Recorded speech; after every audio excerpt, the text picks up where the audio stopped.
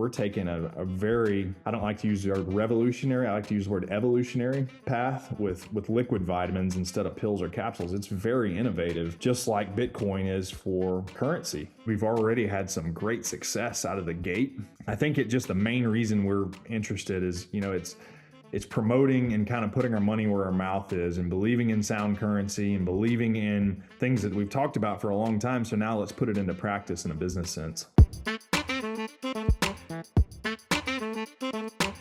Welcome to the Business Bitcoinization Show, the show dedicated to helping you enrich your life and grow your business with Bitcoin, the hardest money on planet Earth. I'm your host, Josh Friedeman, and our guest today is John Ramsey, who's the owner of Tropical Oasis Health, which is a liquid vitamins brand. Today on the show, we're going to be talking about how Tropical Oasis has recently started accepting Bitcoin as payment. John is also going to share some insights into how to more effectively sell online. And we're going to be talking about his early days as a libertarian working for Ron Paul. We're going to get to our interview with John right after this. Bitcoin for Corporations 2025 is the must-attend event for business leaders ready to future-proof their balance sheets. Learn from industry experts, network with top executives, and discover why Bitcoin is the ultimate corporate treasury asset. Right now, save $500 when you lock in the winter rate before February 28th. Plus, use code BIZBIT at checkout for an extra 20% off. That's nearly $700 in savings. Secure your spot, register now using the link in the show notes. John, welcome to the podcast. Thanks, Josh. Thanks for having me. So I'd like to start off every single interview with a few questions that help us to get to know you a little bit better and give us some insight for our own lives. So you ready for these? Yes, sir. Question number one is this: when and how did you first learn about Bitcoin?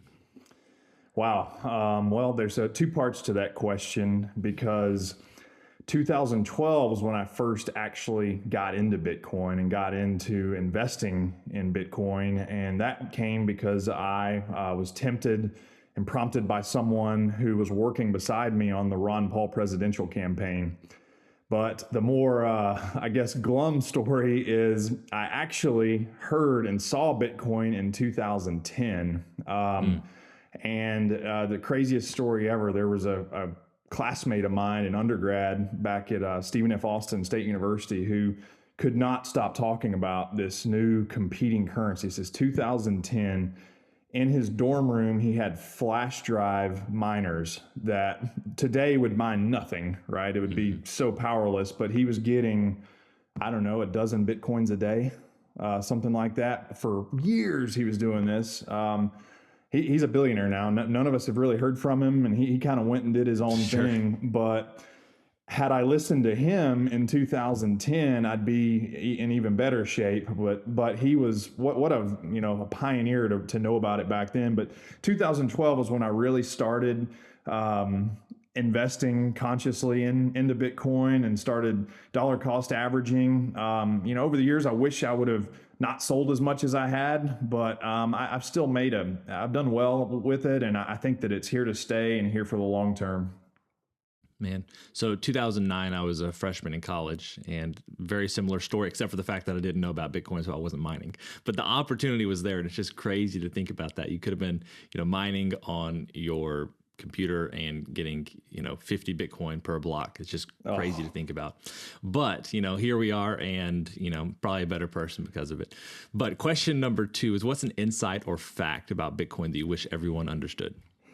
I wish everyone understood that it's money, that it's not just an investment where you're buying. A lot of people think it's like buying a stock, but where I think Bitcoin gets really interesting is when we start to replace traditional fiat transactions in mass. It's still gaining adoption there, I think, but realizing that it's not just money, it's real money that appreciates or holds value. We've just been so conditioned, and humanity has since fiat came out, right, long ago, that, if it's not backed by the federal government, it's not real money, it's so bad because the only reason fiat money has value is because we give it value, right? And what kind of game are we playing here when we go work so hard and we build businesses and we, accumulate wealth in a paper form, but then it can just be stolen from us through inflation, right? So really understanding that Bitcoin or gold or really anything else is also money. It's not just an asset. It is a medium of exchange. I think is when humanity wakes up to that is when we've really, really got a chance to see 7, maybe even 8-figure numbers in Bitcoin. Mm. So question number 3, what's the Bitcoin resource you most recommend to other people? I got to admit, although I've been, using and investing in Bitcoin for a long time, I'm definitely not the most technically minded on the subject. I'm more of a, alternative currency, monetary policy analyst, that type. But there's plenty of resources out there, different forums and sites. I mean, what I would just recommend to people is just get started. Even if it's simple with a basic Coinbase account or any other type of account, and start dollar cost averaging, right? Don't put more in than you can afford, but if you just start dollar cost averaging and you stay up to date on it, I think so many people, what prevents them from getting into cryptocurrencies is they're like, wow, I know nothing, and it's too technical for me, when it's really not. If you just get started somewhere, I think that's the key. Mm-hmm. Question number 4, beyond Bitcoin, what's a resource, tool, or idea that's been helpful to you or any of your ventures recently? Yeah. So, really just learning how to sell things on the internet is critical. This century is the century of marketers. So learning how to navigate funnels on the internet and set up landing pages and websites and drive traffic, converting traffic to funnels through different audiences is probably the most valuable skill for building wealth in modern times. There's several ways to do it. You can do it through Amazon, which is already kind of built for you, or the real gold is found when you can build your own websites, your own landing pages. You come up with a great product and a great offer, and basically learning e-commerce. That's the number one thing to build that passive income and to take your life back, right? And to get out of the 9-to-5 grind. So if I had to recommend one skill set for everybody to learn in modern times, is how do you become an e-commerce seller? Because traditionally in brick and mortar, I mean, you're limited on who you can sell to just by geography, whereas the internet is open to the world, right? And then there's converting traffic everywhere, and it's kind of like modern day drilling for oil, and you find oil wells every now and then, and you got to capitalize on that audience and that traffic.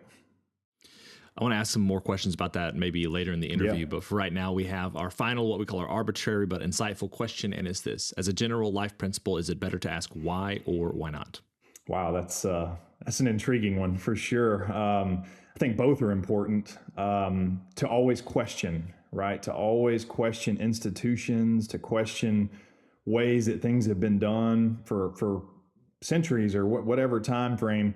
To always ask why, and to learn as much as you can about not only existing institutions, but what we could ask, why has the US dollar, this is just an example of what we're talking about, why has the US dollar been devalued almost 95% since 1913, right? Why do these things happen? Why does the federal government, why are they racking up all this debt to go fight endless wars around the world? And when we've got problems here at home, right? So I think always asking questions and questioning those in charge and accountability and those sort of things are very important for a thriving civilization. Well, John, we're here today to talk about a number of things you're involved with, but primarily John Gordon introduced us because your business, Tropical Oasis Health, is starting to accept Bitcoin. I want to talk about that. The interesting thing about the brand is that it's a liquid vitamin, which may have been gaining more popularity. I haven't really followed that sector of the health market, but it's certainly not the norm when it comes to vitamins. So maybe just to start off, can you share with us a little bit about Tropical Oasis, and then we'll get into some of the things connected to your brand and Bitcoin. Yeah, absolutely. So Tropical Oasis is actually a 30-year-old brand. It's been around 30 years.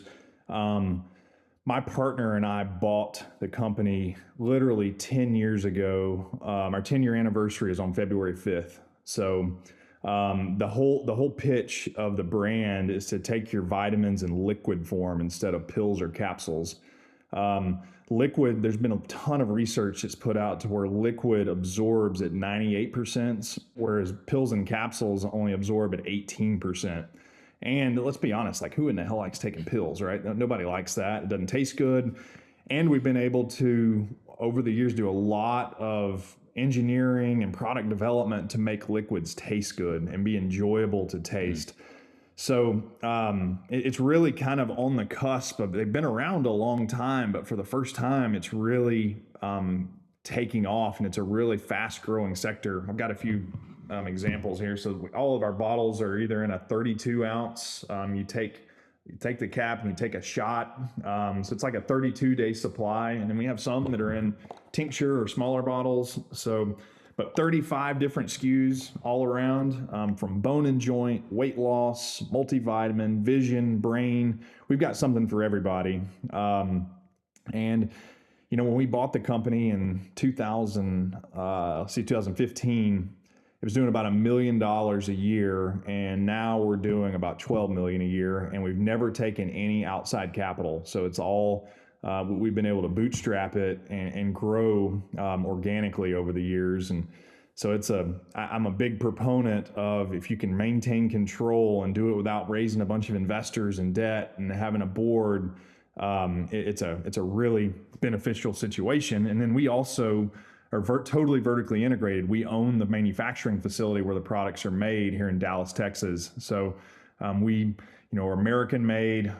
We're very responsibly sourced. A lot of our SKUs are USDA organic.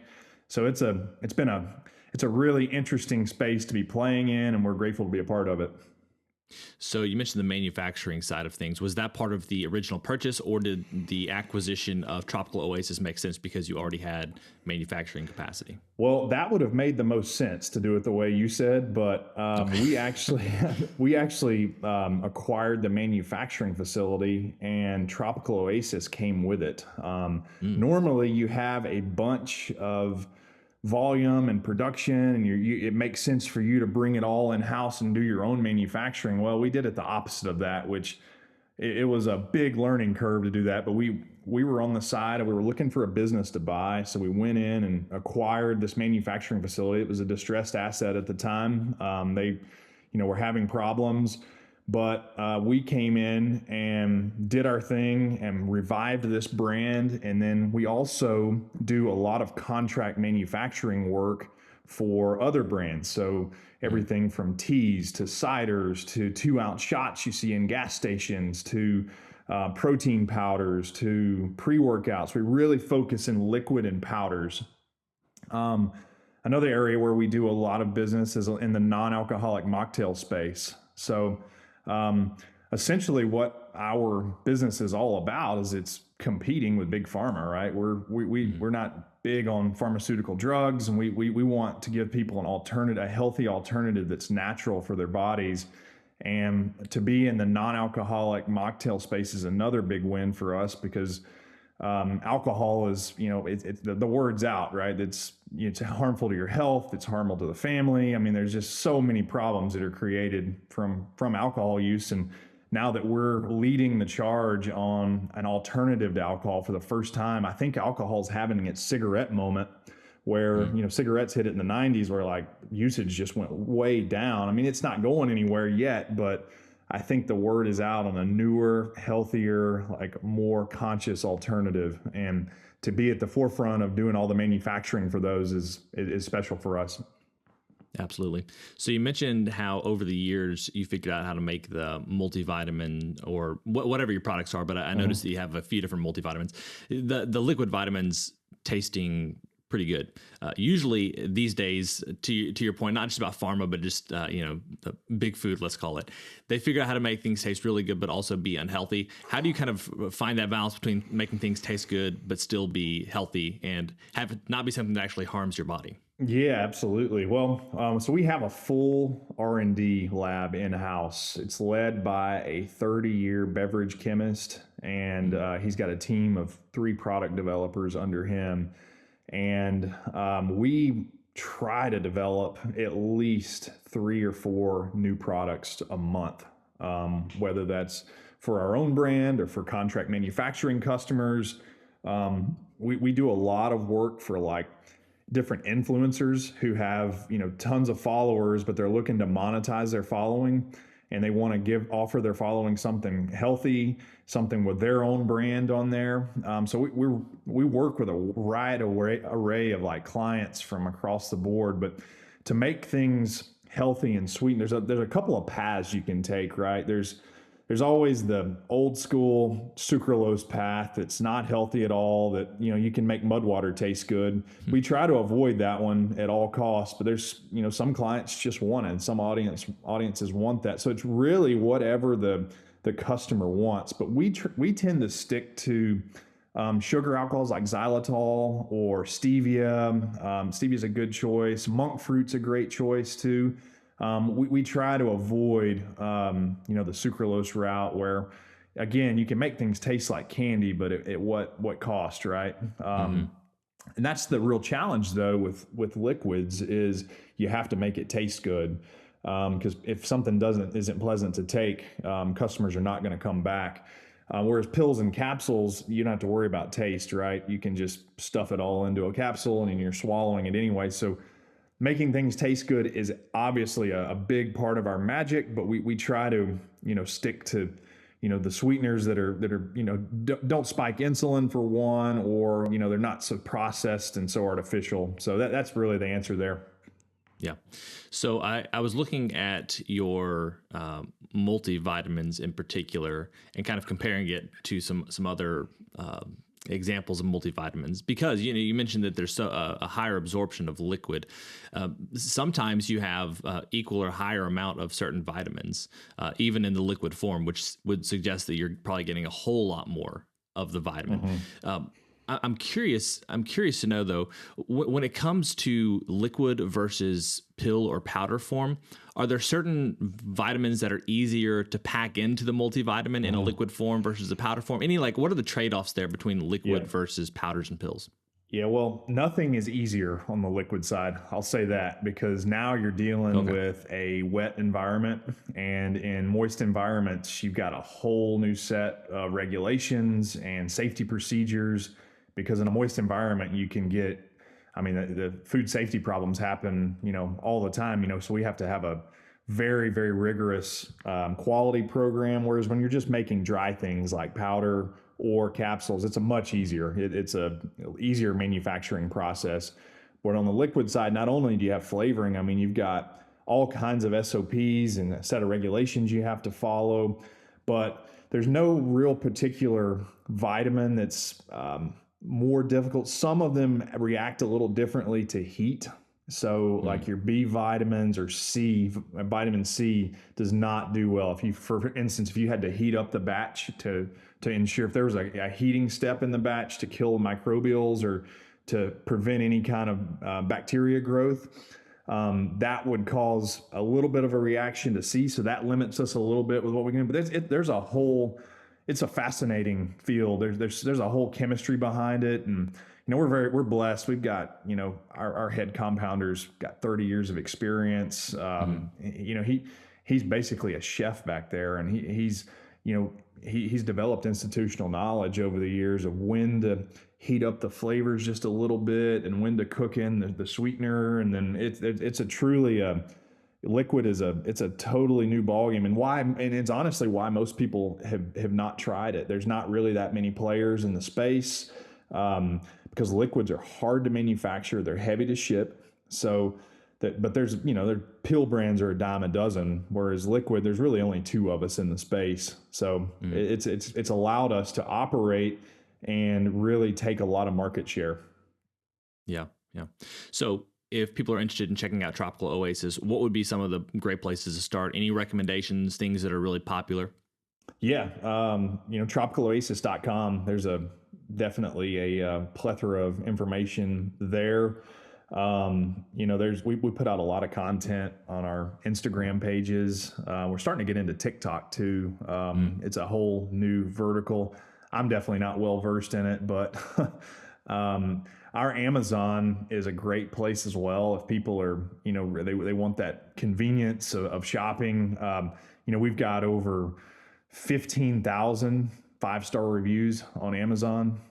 So we've built that business since 2015. We've been on Amazon. So there's a lot of information out there. There's a lot of different videos. We have a lot of testimonials. We have 3 board certified physicians who are behind our products.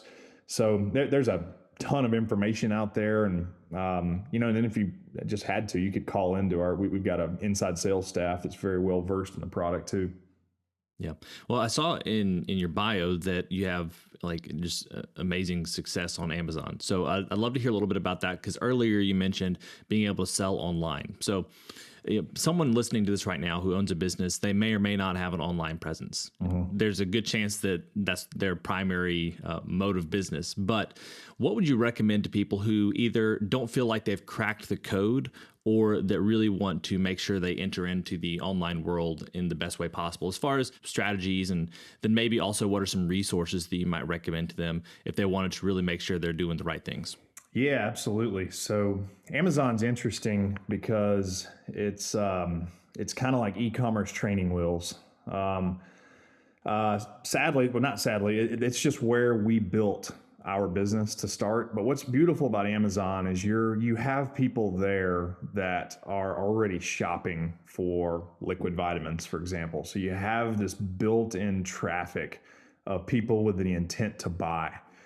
So your cost of acquisition of a customer is way lower because you've already got people that are looking. And even with Amazon taking their cut, and with that all the different things that you have to do on Amazon, it's still worth it because it's very rare. You're able to, unless you really, really mess up on your AdWords, you mess up on your acquisition costs, you pretty much make profit immediately on Amazon because your acquisition cost is so much lower when you have that kind of traffic there. So we built our business on Amazon, right? It was that was where we focused our time. And then in the last 2 or 3 years, it's been this, how do we wean ourselves off Amazon and start building, sending that traffic to our websites or landing pages. A couple of benefits there. Number one, you don't pay Amazon's fee, but 2, you own the data then, right? You can then remarket to those customers and cross market and cross promote other products and new launches.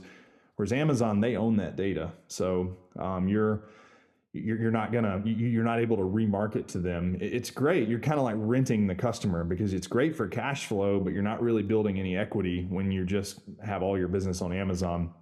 However, it's an amazing place to start, especially if you're not well venture backed, because like I said, you can create that immediate profit if it's done correctly. There's a lot of good resources on how to sell on Amazon. There's a couple of conferences that are great. One called SellerCon, which is, it's a great conference, and Amazon itself actually puts on several up in Seattle where, all the big sellers can come in and they speak and talk about things that work and don't work. What's cool about e-commerce and what I love about the community is we don't keep secrets. When something works or we share, right? Because there's plenty of room for all of us, and it's very much, it's not a zero-sum game. We all win, right? But anyway, that's Amazon. But then if you really want to step it up, the way to really win in e-commerce is selling on your websites and on your landing pages, right? But that's hard. That's a lot of trial and error. You've got to have lots of content you're pumping out. You've got to have very expert ad buyers. That's when you move to the big leagues, is when you start selling at scale off of Amazon. So let's move to the Bitcoin portion. You've obviously known about Bitcoin, had Bitcoin, been in, I guess, the Bitcoin realm for a while. What was it that got you to go ahead and take those steps forward? And what does that look like? Is it accepting it? Is it holding it on the balance sheet? Kind of have you thought through some of those possibilities? Yeah. So number one, just accepting it as payment, right? Because I think it opens us up to an entire new audience of crypto enthusiasts who, have wisely been bought and sold and been involved in the industry for a long time. Our goal is to be the chosen vitamin for all the crypto community. Because much like them, I mean, we're taking a very, I don't like to use the word revolutionary, I like to use the word evolutionary path with liquid vitamins instead of pills or capsules. It's very innovative, just like Bitcoin is for currency, right? So I think, us becoming that sort of standard for the crypto community opens us up to an entirely new untapped audience, because no one else is really doing this, right? And no one else is really in our space is targeting them. But yes, we offer a rewards program for people to incentivize them to pay in Bitcoin. We offer that a rewards program through Oshi, and then when we've already had some great success out of the gate. And, when we accept the Bitcoin, we either hold it or we either hold it or we'll, push it through if we need to. But I think the main reason we're interested is, it's promoting and kind of putting our money where our mouth is and believing in sound currency and believing in things that we've talked about for a long time. So now let's put it into practice in a business sense. Mm-hmm. So you've mentioned earlier that even though you have Bitcoin, you don't do a lot of, listening to podcasts, which obviously people listening to this probably listen to a handful of other podcasts that are Bitcoin related, have read Bitcoin books, things like that. It seems like you're philosophically aligned with it. And you also mentioned the Ron Paul connection. So maybe I think it'd be interesting to hear about some of your developments and thinking across the years, how you've gotten to this point, and also how you view Bitcoin in relation to silver and gold. Yep. Well, to start, even though I may not be as technically, involved in any of the podcasting and all this, I just try to buy it as much as I can. Sure.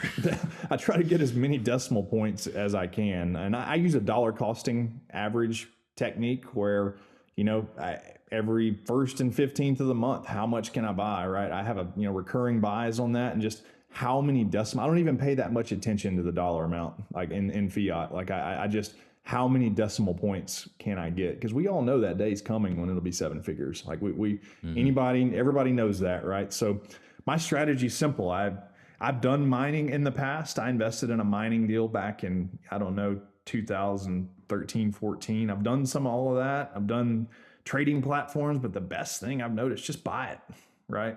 And that might be short-sighted and not as sophisticated as a lot of people have done, but it's worked for me.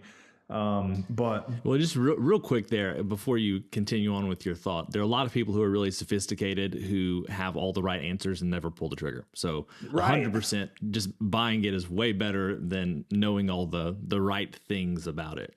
Right, exactly. And I also find out the biggest critics of Bitcoin are those who didn't get involved with it, right?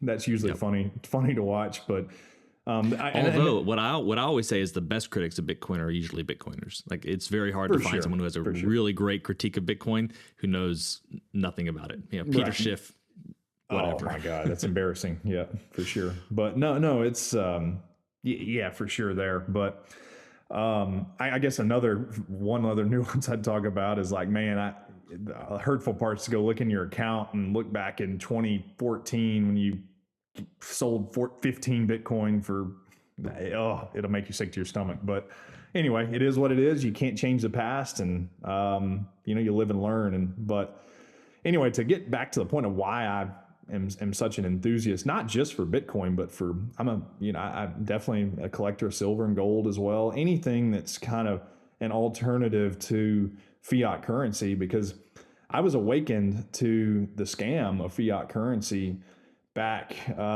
in probably around 2012, a little earlier than 2012, because I heard Ron Paul speak, and I heard him speak at Freedom Fest, and then he would go on the news, and I followed his campaign a little bit. And then in 2012, I joined and worked for his presidential campaign.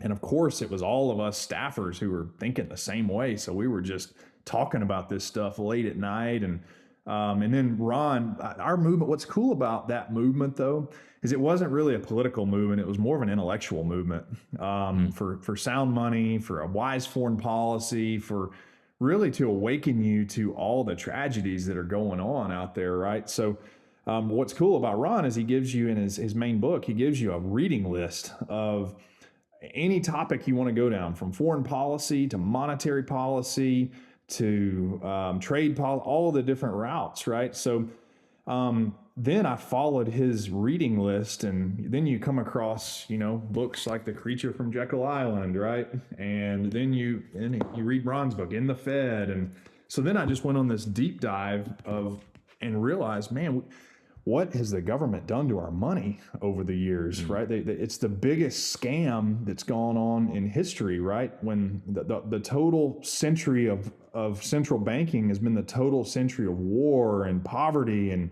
just all of these terrible things that have happened. And it's all enabled by being able to have access to printing money. And when I found out that Bitcoin had come out as an alternative was when I really fell in love with all of it. Mm-hmm. And so I guess these days, where do you find your time is most valuably spent? Obviously, you have some of these businesses, but it seems like a major thrust for you is just, having good money and preparing yourself for a future where fiat's probably going to blow up. So where do you see your time most well spent? Two areas. It's growing the manufacturing business. We're always looking for new contract manufacturing business, people who have a brand or bigger brands that have a brand with a massive volume, or that maybe they're an e-commerce brand with a lot of volume and they need help with their manufacturing.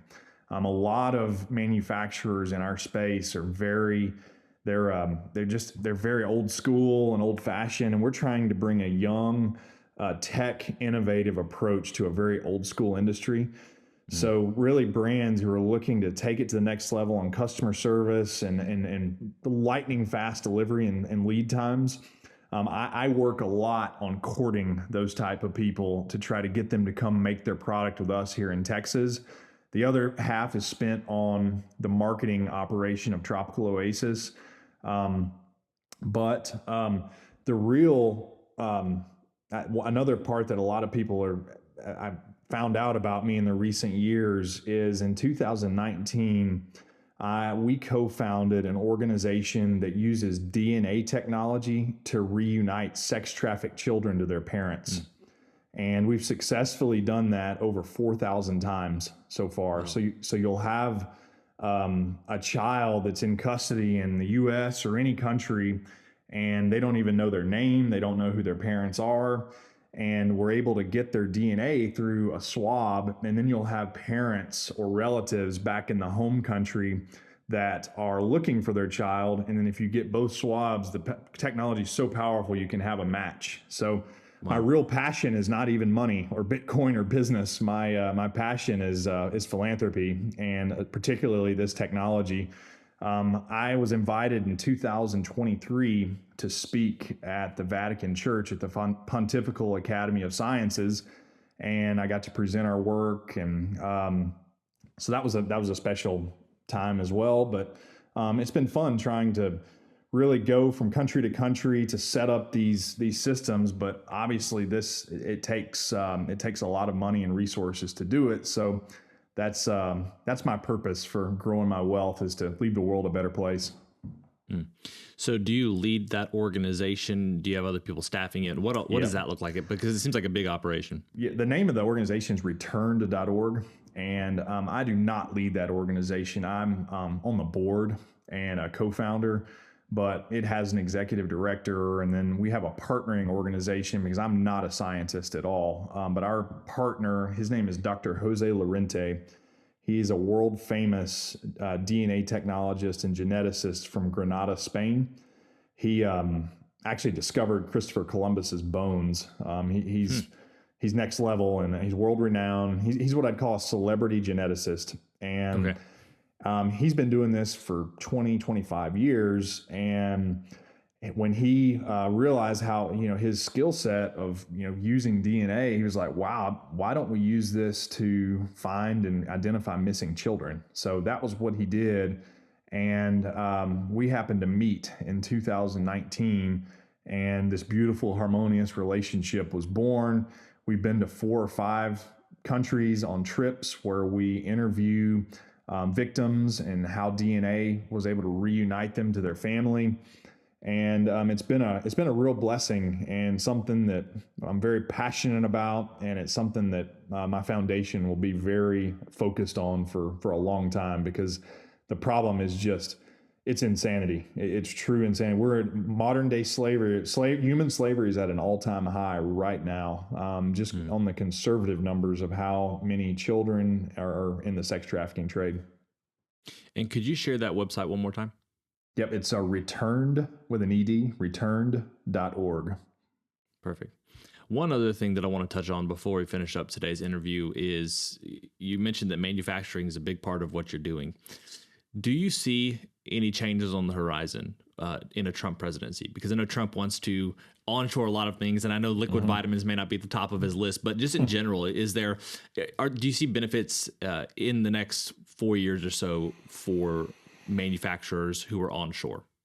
Man, I really hope so. You never know. It'll be tough to tell, but this administration, they definitely do talk a big game.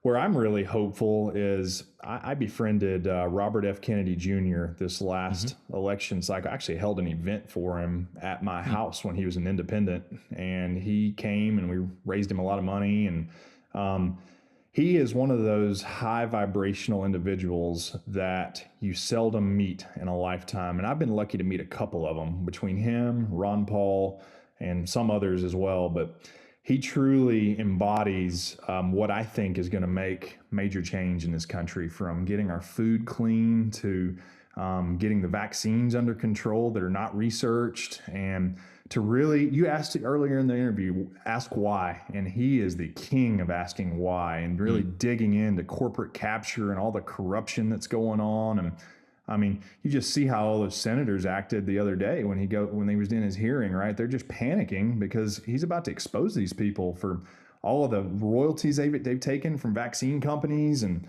I mean, it's truly like just the truth will set us free. And, RFK Jr. is, what I see as a truth warrior. And that's what I'm probably most excited about with this administration is, weaning Americans off of drugs and big pharma and getting them back on natural alternatives and health and prevention and all these different things. So I think if I was going to be most excited about something, put all the manufacturing environment aside, it's the idea that we can get back to a more natural health, natural alternative. And that's what the type of stuff we manufacture at Angel Nutrition.